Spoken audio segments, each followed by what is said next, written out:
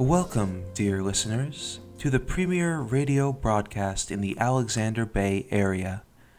As your Sentinel, it is my duty to disclose to you the happenings within our little, humble community. But first, a message from the Town Council. Mayor Blackmore has issued a boil order for the entire town of Alexander Bay, citing the corpse of a moose that was found in Northwest Pond, our community's primary source for clean drinking water. The body of the moose was discovered late last night by Rodney Bishop. You know, that weird old guy who's always poking around in the woods after dark, likely communicating with the owls to learn their secret and sacred knowledge. Upon investigation by our local boys in blue, the corpse was found to be infested with rot. Mayor Blackmore has warned the town not to use the tap water for drinking, brushing of teeth, shaving, showering, or occult baptisms, or else your skin may dissolve away into ashes. And now, the news. If you've been woken up in the middle of the night to the sound of tank treads on the asphalt and helicopters in the sky, then you're not alone. In a major development in the Orkney runestone story, a contingent of the Canadian Armed Forces has arrived in town and set up a protective perimeter around the school and Dr. Jeremy Hansford's research camp. The calming aura of black uniforms, gas masks, and semi-automatic rifles sure do make me feel a lot safer all of a sudden. The sounds of helicopter blades and marching heels have soothed the worries that I may have had about the potential ramifications the discovery of those stones may have had. No longer do I feel threatened with the uncovering of elder knowledge while the Violet Berets are here. Let me tell you, those guys are tough as nails.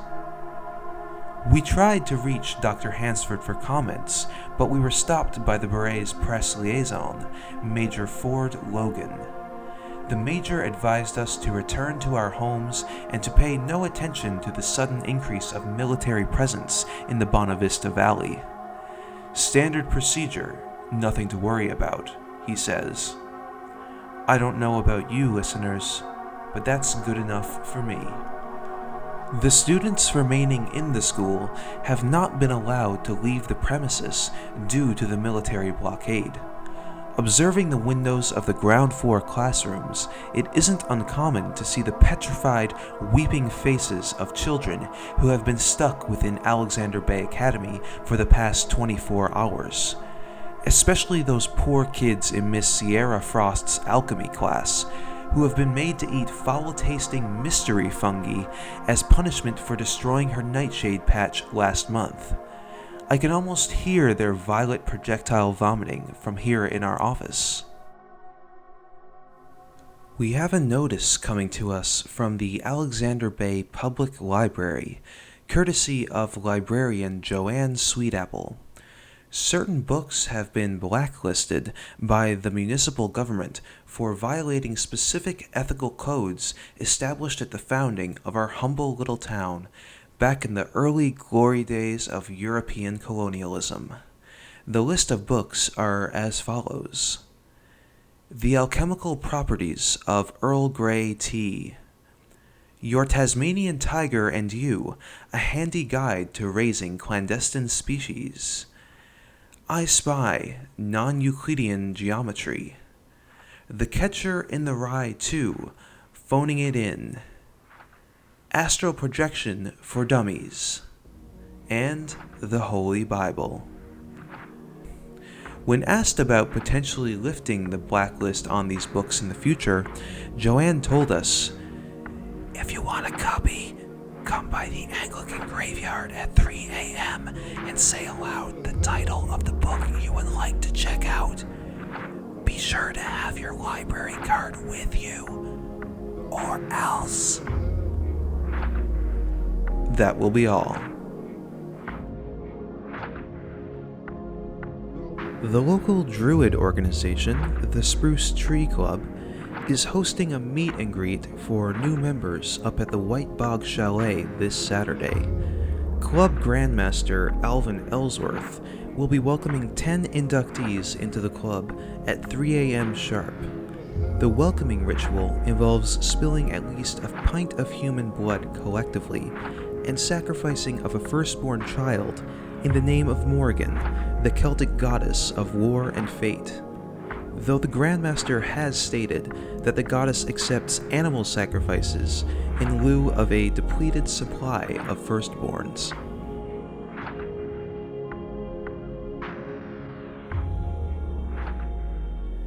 And now, traffic.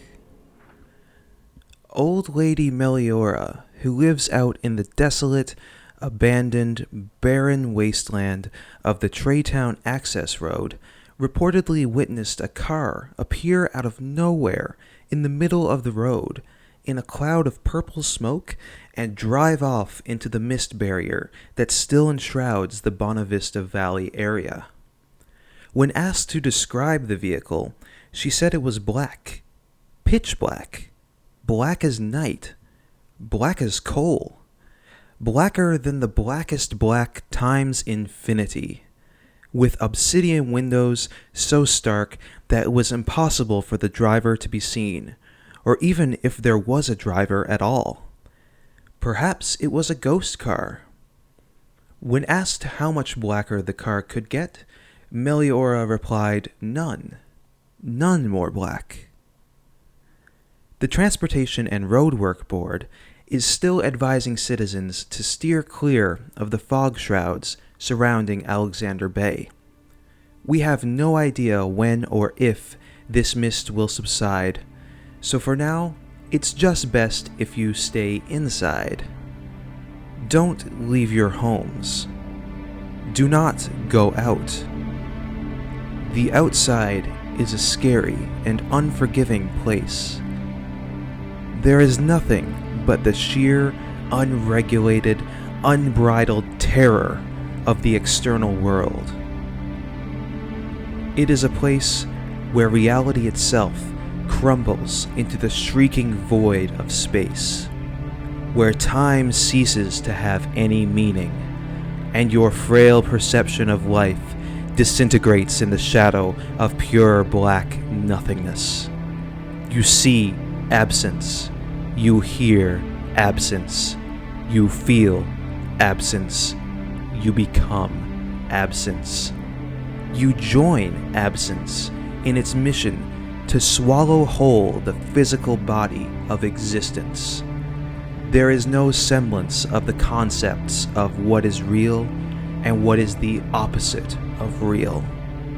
There is no discernible difference between the two. So please, for the love of God, don't go outside. And now for today's musical feature. We have a song from Cornerbrook's own esoteric wizards of progressive polyrhythms, Oceanic.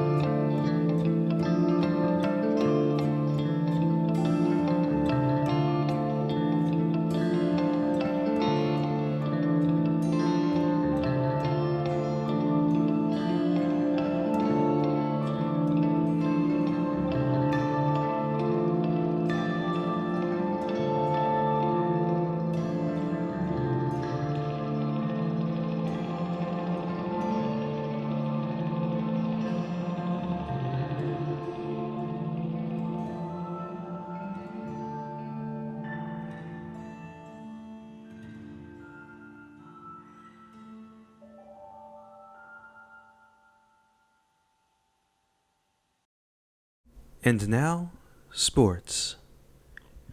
Local ice hockey legend Mickey Burton received his desired Viking funeral this past weekend.